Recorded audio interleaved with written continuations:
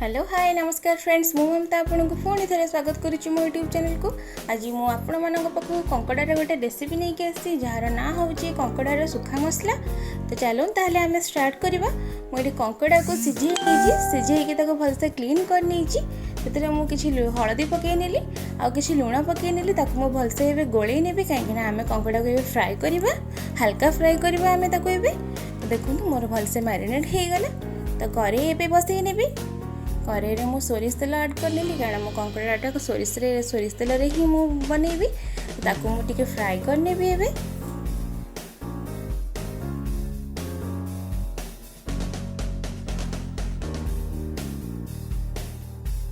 मु हल्का फ्राए करी कहीं मो कंकड़ा को अलरेडी टिके सिझे थी कारण मु कंचा कंकड़ा ये यूज करूनी से मु हल्का ताको टिके फ्राए कर नेबी।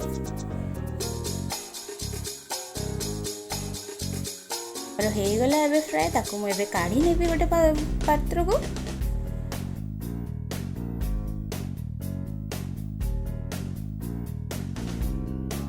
से करे आउ किछिटा तेल पकई देबी मु तापरे मु 2 ରୁ 3टा तेजपत्र पकई नेली टिके फ्राए हला परे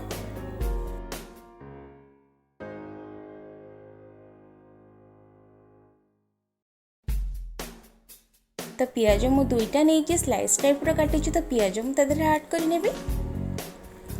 पियाज को हमें गोल्डन ब्राउन कलर हवा पर्यंत भाजिबा।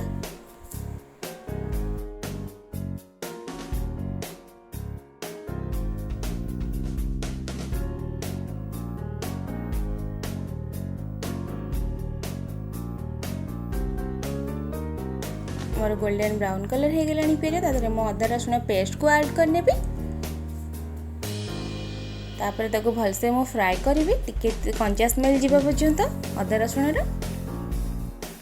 तापर मु सुखा गुंड मसला मु ऐड करी। गुंड मसला मु नहीं धनिया पाउडर नहीं जीरा पाउडर किछि फिश मसला और लंका गुंड और किछि हलदी गुंड नहीं आपको टिके भलसे फ्राए करके आम पानी ऐड करनबा गोटे कप आदा को आम भलसे कसेबी।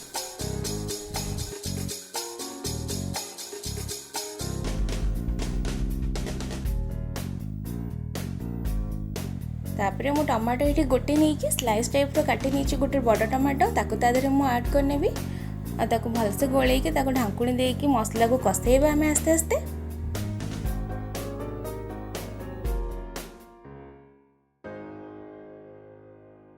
मसला भी आमर तेल छाड़ी आसला तेल रिलीज कलानी आम ताधीरे कोकोनट मिल्क ऐड करवा। मुझे हाफ कप कोकोनट मिल्क नहीं ताधीरे मु ऐड कर नेबी से मसला रे आ ताको मु भलसे फ्राए करी भलसे कसेई देबी ताको मु आउथरे।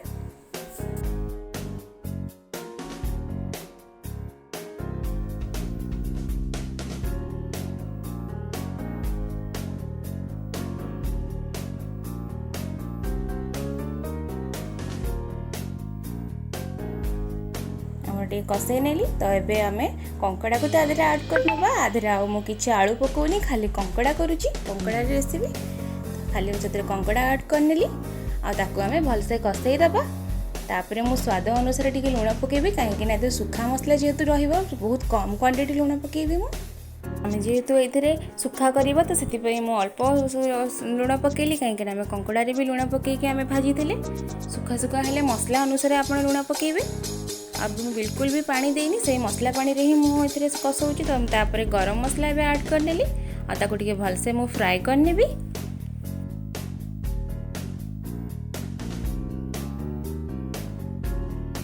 गरम मसला पकेला परे ताको गोटे मिनिट मु ताको भलसे ताको गोलेकी ताको ढांकुणी गुड़ेकी रखी नेबी कहीं से मसलाटा भी भेदिबार अच्छी कंकड़ा रे। तबे मु गैस ऑफ कर नेबी गोटे मिनट पर बाहर करी देखो मोर कलर भी पूरा चेंज हो जाइए आ कंकड़ा पूरा मीडियम ही अच्छी तार ग्रेवी पूरा सुखा सुखा ही रही आप राइस रे खाई पारे।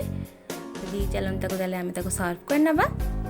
यदि आज वीडियो आपको भल लगे तो निश्चित मो चैनल को लाइक कमेंट शेयर और सब्सक्राइब करने को भूलिबानी और सब्सक्राइब साइड रे बेल बटन प्रेस करने को जमा भी भूलिबानी कहीं बेल बटन प्रेस कले मो नुआ नुआ रेसिपी नोटिफिकेशन आपण मन पाखु आग पहुँचो आपण मो वीडियो आग देखिपारे। तो रही फ्रेंड्स नमस्कार।